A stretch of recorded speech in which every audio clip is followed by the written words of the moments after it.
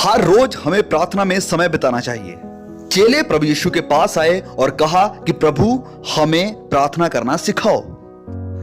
आपको चलना सीखना होता है, आपको साइकिल चलाना सीखना पड़ता है, घुड़सवारी भी आपको सीखनी पड़ती है, ऐसे ही दुआ भी आपको सीखनी पड़ेगी। बिल्कुल ऐसे ही आप दुआ करना भी सीखते हैं। प्रभु हमें प्रार्थना करना सिखाओ।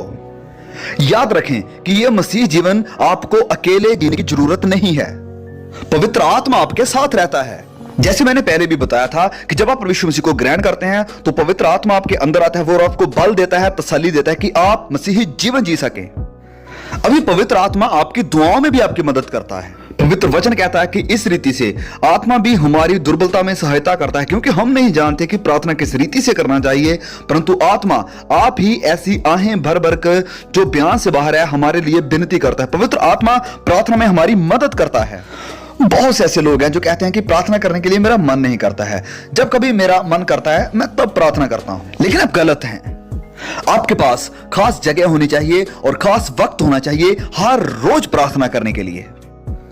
और फिर दूसरी बात, वचन को पढ़ते रहें। अब पवित्र बाइबल का मकसद है प्रभु यीशु की गवाही देना। पवित्र बाइबल उत्पत्ति से लेकर प्रकाशित वाक्य तक प्रभु यीशु की तरफ ही इशारा करती है। अय्यूब कहता है कि मैंने उसके वचन अपनी इच्छा से कहीं अधिक काम के जानकर सुरक्षित रखे हैं। अब बाइबल कहती है कि हम सिर्फ शारीरिक तौर पर ही पलते बढ़ते नहीं है, हमारे अंदर एक आत्मा है। शारीरिक तौर पर हमारे पास आंखें हैं, हाथ हैं, कान हैं, नाक हैं, पैर हैं, लेकिन आपके अंदर रह रही आपकी शख्सियत है, आपकी आत्मा, आपकी जान और आपकी याददाश्त। आपकी शख्सियत वह आपकी आत्मा है, आपकी जान है। अब अगर आप अपना सारा समय अपनी शारीरिक बढ़ोतरी के लिए ही गुजार दें, आपको देखकर लगता है कि आप बहुत अच्छा खाना खाकर आए हैं, आप आज खाना खाना नहीं भूले हैं,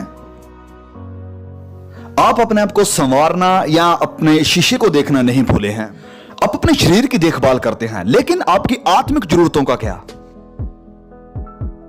आपने अपनी सारी शारीरिक जरूरतों को पूरा किया है लेकिन आत्मा के लिए कुछ नहीं।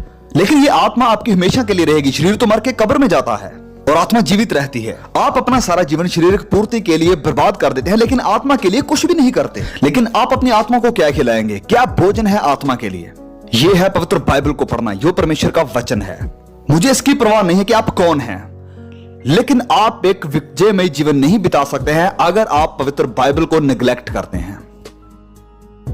जब कभी भी कोई व्यक्ति मेरे पास आता है और कहता है कि मेरी दुआओं का जवाब नहीं मिल रहा है, मेरे जीवन में कोई विजय नहीं है, सफलता नहीं है, खुदा का आनंद और शांति मेरे जीवन में नहीं है जो मसीह होने के नाते मेरे जीवन में होनी चाहिए थी, मैं उनसे एक सवाल पूछता हूं, क्या आप अपनी बाइबल को हर रोज पढ़ते और उनके ऊपर मनन करते हैं? और उनका जवाब यह होता है, वे अपना सर झुकाएंगे और कहेंगे कि नहीं, ज्यादा नहीं।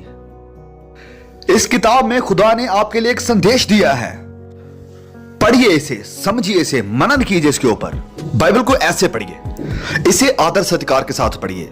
ये एक इंटरव्यू है खुदा के साथ।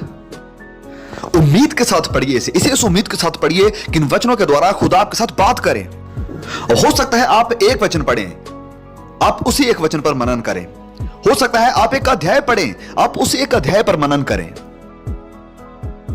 इस उम्मीद के साथ बाइबल को खोलें कि जब कभी भी आप इसे खोलते हैं, खुदा के पास आपके लिए कोई संदेश है। फिर आप इसे निर्भर होकर पढ़ें। पवित्र आत्मा की प्रेरणा से ये वचन लिखे गए हैं और पवित्र आत्मा ही इन वचनों को आपको समझा सकता है। इन वचनों के बारे में कई बार मेरे जीवन में भी ऐसा हुआ है कि जब मैं किसी वचन को नहीं समझ पाया और मैं अपने घुटनों पर आया और खुदा से कहा कि प्रभु मुझे इन वचनों का मतलब समझाइए, तो मैंने उन वचनों का मतलब अपने घुटनों पर पवित्र आत्मा की मदद से पा लिया। कुछ समय इन वचनों के साथ बिताएं। इसे ऐसे मत पढ़े कि बस ये हमारी एक ड्यूटी है, रीति रिवाज है, इसको पूरा कर लिया और बस मेरा काम हो गया और बाइबल बंद करके रख दी। समय दो इसे, 15 मिनट, 20 मिनट, आधा घंटा हर सुबह ये करिए। हर सुबह अपना कमरा छोड़ने से पहले या अपना घर छोड़ने से पहले आधा घंटा प्रार्थना करें, इन वचनों को पढ़ें, वचनों के ऊपर मनन करें। और मैं आपको कहता हूं कि आपके दिन पूरी तरह बदल जाएंगे। आपके जीवन में आनंद होगा, आपके जीवन में खुशी होगी, आपके चेहरे पर एक स्माइल होगी, आपका पूरा जीवन बदल जाएगा, आपका व्यवहार बदल जाएगा अगर आप इस आदत को डाल लेते हैं कि हर सुबह आप वचनों को पढ़ें और प्रार्थना करें।